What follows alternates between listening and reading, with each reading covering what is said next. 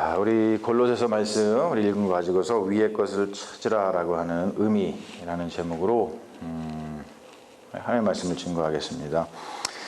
왜곡된 율법주의와 헬라 철학의 이혼론이 만들어낸 헛된 사상과 가르침은 사람들로 하여금 종교적 금욕주의와 그릇된 겸손에서 비롯된 자기 비하를 가져왔어요. 이게 지난주에 우리가 나눴던 말씀의 핵심이죠. 자, 이것의 문제가 뭐냐면 율법이 그리스도를 대신하게 된다는 거예요. 그리스도가 구원하는 것이 아니라 율법의 요구를 이루는 종교적인 금욕이 자신을 구원하게 된다는 이상한 구원론에 빠지게 된다는 것이죠. 이것에 대한 경각심을 불러일으킨 바울은 골로새 교회 지체들에게 위의 것을 찾으라라고 권면을 합니다. 자, 1절에서 위의 것을 찾으라라고 하고 있고 2절에서는 위의 것을 생각하라라고 이야기를 하고 있어요. 두 개의 말을 종합해서 보면 뭐예요? 위의 것을 생각하고 축하라라고 하는 뜻이 되죠. 자, 근데 여기서 위의 것이 무엇인가? 위의 것, 이것을 좀 우리가 생각을 해봐야 되는데요. 언뜻 보면은 2절 말씀에서 위의 것은 땅의 것과 대비되는 것처럼 보입니다. 이렇게 얘기를 하면은 땅의 것이 하찮고 굉장히 저등한 것처럼 보이죠. 위의 것을 찾고 땅의 것, 우리가 땅에 있는 것은 굉장히 저등한 것이니까 그것은 버려라, 뭐 이렇게 생각을 한다는 거예요. 이것이 이제 이렇게 잘못된 생각이 2장에서 나오는 자기 비하로 이어지게 될 가능성을 높이는 것인데, 자기 비하는 몸의 학대로다가 이어집니다. 금욕은 몸의 학대가 아니라 몸을 살리는 일이어야 된다는 것이죠. 그런데 잘못된 생각은 몸을 살리는 게 아니라 오히려 몸을 학대하게 된다. 이 점을 늘 조심해야 된다. 이것을 우리 지난 시간에 계속해서 말씀을 드렸어요. 우리의 몸은 소중한 것이다. 종교적인 금욕을 통해서 우리의 몸을 살려야 되는데 오히려 죽이는 일을 하지 말아라. 그것이 2장에서 바울이 이제 하는 이야기입니다. 바울의 의도는 단순히 하늘과 땅의 공간적인 의미로 대조하는 것이 아니겠죠. 하늘과 하늘, 땅, 위의 것, 아래 것, 위의 것, 땅, 이런 걸 공간적으로 대조하는 것이 아니라 위라고 하는 것은 하나님의 주권과 다스림이 실현되는 하나님 나라에 대한 표현이겠죠. 그것은 영적이기 때문에 위라는 말로 다 표상을 하는 것이죠. 반면에 땅의 것이라는 말도 영적인 뜻으로 받아들여야 됩니다. 땅의 것이라는 게 하나님 나라, 즉 위의 것, 하나님의 주권과 다스림이 실현되는 그 위의 것이 아니라 땅의 것, 하나님의 주권과 다스림이 실현되지 않는 영적인 세계를 이야기하는 거예요. 그러니까 오늘 말씀에서 본문에서 가장 중요한 핵심은 뭐냐면 위의 것을 찾으라라고 할 때 그것이 무엇을 의미하는지에 대한 것이죠. 그거에 대한 실마리가 1절과 3절에 나와 있는데 1절과 3절을 보면 굉장히 중요한 말씀이 나와 있어요. 우리 같이 다시 한번 읽어볼게요. 1절과 3절을 1절에 3절까지만 다시 한번 읽어볼게요. 시작. 그러므로 너희가 그리스도와 함께 다시 살리심을 받았으면 위의 것을 찾으라. 거기는 그리스도께서 하나님 우편에 앉아 계시니라. 위의 것을 생각하고 땅의 것을 생각하지 말라. 이는 너희가 죽었고 너희 생명이 그리스도와 함께 하나님 안에 감추어졌음이라. 자, 지금 뭐라 그래요? 그리스도인은 그리스도와 함께 죽었다가 그리스도와 함께 살아났는데 그 생명이 어떻게 됐다고 3절에 되게 중요한 말씀이죠. 그리스도와 함께 하나님 안에 감추어져 있다라고 얘기합니다. 생명이 하나님 안에 감추어져 있다라는 말은 정말로 위대하고 신비로운 이야기예요. 이 감춰져 있다는 말을 헬라어의 크립토라고 하는 말의 완료 수동태를 번역한 것인데, 이게 무엇을 뜻하냐면 없어진 것이 아니라 분명히 존재하지만 보이지 않게 됐다라는 뜻을 가지고 있어요. 없어진 것이 아니라 분명히 존재해요. 근데 보이지 않게 됐다라는 뜻입니다. 굉장히 신비롭죠. 이러한 말을 표현하는 동사가 우리나라 말에는 없는데 이렇게 헬라어에는 있어요. 자, 우리의 생명은 위에 계신 하나님 안에 감춰져 숨겨져 있습니다. 그렇기 때문에 땅에 속한 자들, 하나님의 통치 안에 머물지 않는 자들은 볼 수 없고 해할 수도 없어요. 그래서 우리가 지난 시간에 지난 주일이나 지난 주에 우리가 잠시 좀 봤던 이그나티우스를 비롯한 초대 교부와 순교자 유스티노스 같은 순교자들은 굉장히 이것을 잘 알았던 것 같아요. 그리스도로 인하여서 생명이 하나님 안에 있기 때문에 그들은 이 땅에서의 죽음을 두려워하지 않았다는 것이죠. 생명이 하나님 안에 감추어져 있다는 것을 알았다는 거예요. 이것을 실제적으로 느끼는지에 대한 여부는 사람마다 다를 수가 있어요. 지금 이렇게 생명이 하나님 안에 숨겨져 있다라는 말을 설명하고 있는 저도 사실 이걸 설명하면서 손에 잘 잡히지가 않습니다. 예전에 오히려 공부가 덜 됐을 때에는 이것이 무엇인지 별 생각 없이 안다고 생각을 했어요. 하나님 안에 생명이 감춰져 있다. 뭐 그런 거지. 그렇구나. 그런데 이제 공부를 좀 더 하고 나니까 오히려 그 신비를 잘 알지 못하겠어요. 신비를 안다고 말하는 것이 교만이겠죠. 그러니까 아마도 우리가 계속해서 하나님을 아는 지식이 많아지면 어떠한 일이 발생하냐면 신비를 깨닫게 되니까 오히려 잘 모르겠다고 하나님 앞에 고백하게 된다는 거예요. 신비이니까. 그러니까 우리는 우리의 생명이 하나님 안에 감춰져 있다는 것하고 우리의 생명이 진짜로 무엇인지를 아직 잘 모른다는 것이죠. 여기에서 어떤 일이 발생하냐면 우리가 생명에 대한 동경과 함께 종말론적인 신앙을 가지게 됩니다. 종말이라는 것이 뭐예요? 우리가 단순히 예수 그리스도께서 구름 타고 다시 오신다라고 하는 뜻을 넘어서서 하나님 안에 감추어진 생명의 실체가 밝히 드러나는 때를 종말이라고 이야기를 합니다. 지금 하나님께서 그리스도와 함께 우리의 생명을 그 안에 감추고 계신데 그것을 드러내서 밝히 생명이 무엇인지를 알게 해 주시는 그때가 종말이라는 거예요. 여러분 되게 중요한 말이거든요. 그래서 바울도 4절에서 이렇게 얘기를 하잖아요. 4절 한번 읽어볼까요? 같이 한번 읽어봅니다. 시작. 우리 생명이신 그리스도께서 나타나실 때에 너희도 그와 함께 영광 중에 나타나리라.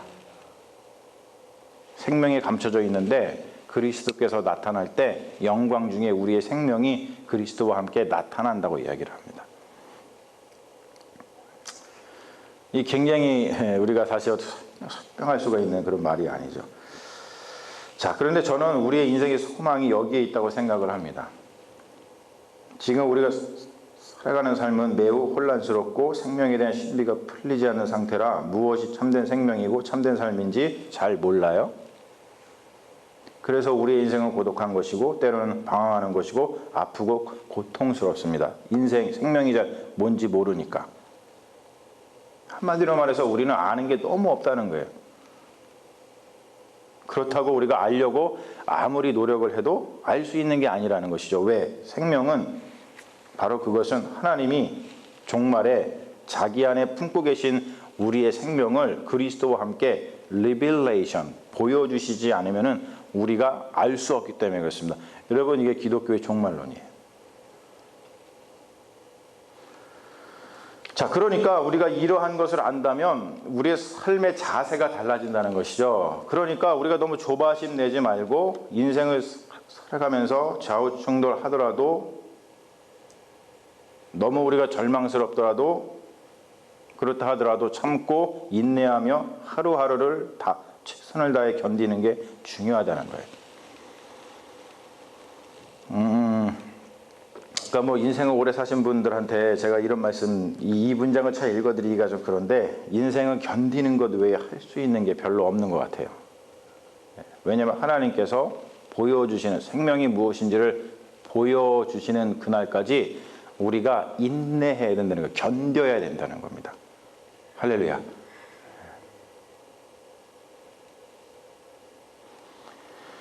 그래서 우리의 인생은 전쟁터 같아요. 차라리 전쟁터이기 때문에 살아있다는 것이 무엇인지를 조금 아는 게 아닐까 싶어요.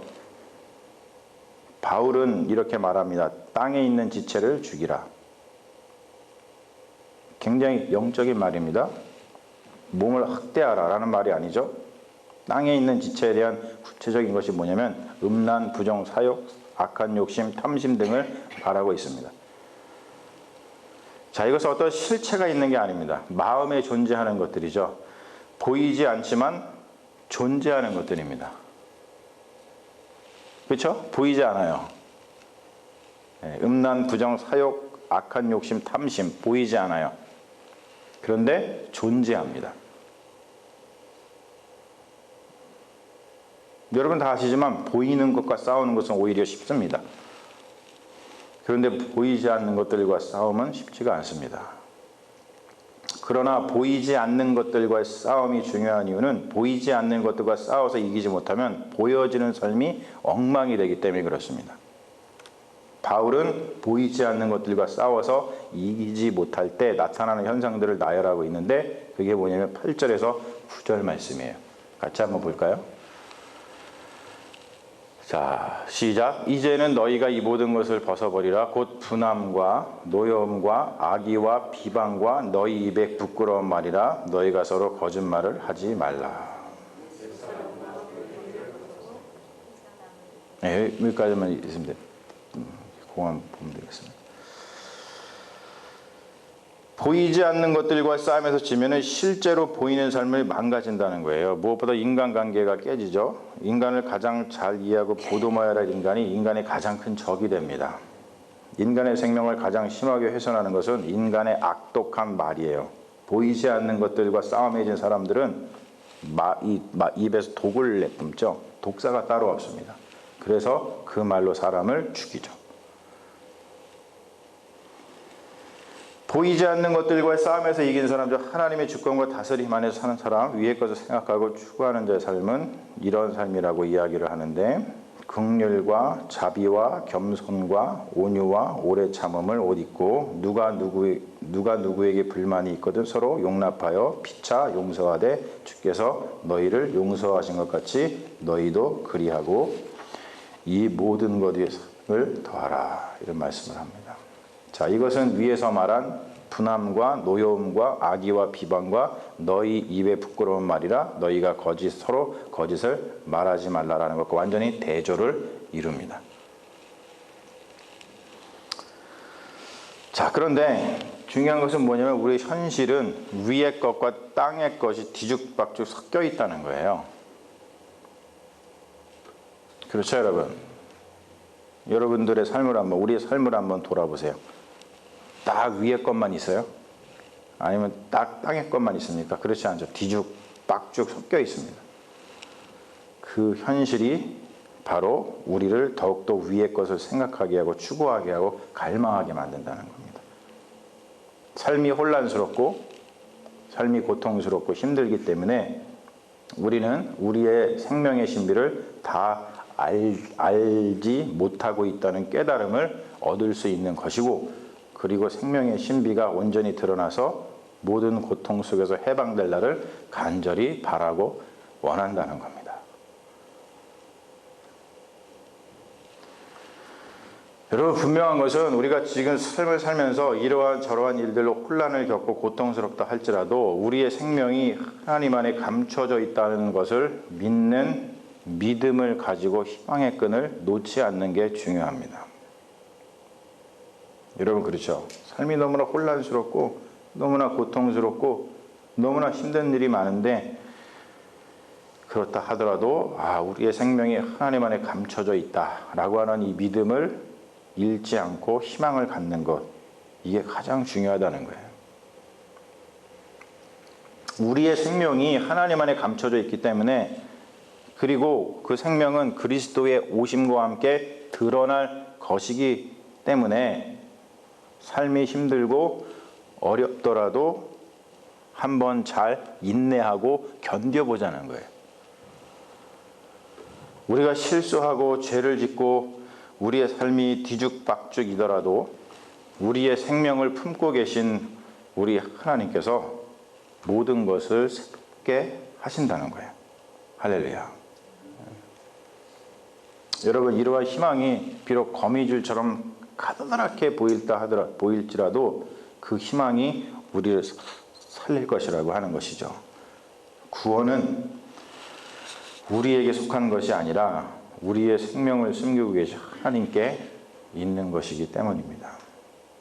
그러므로 우리가 날마다 이렇게 기도하겠죠. 주님, 우리에게 자비를 베풀어 주소서.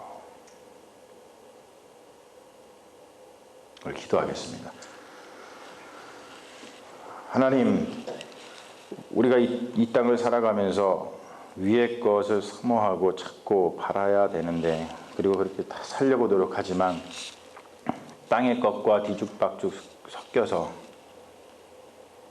우리가 실수하고 죄를 짓고 삶이 뒤죽박죽일 때가 참 많이 있습니다.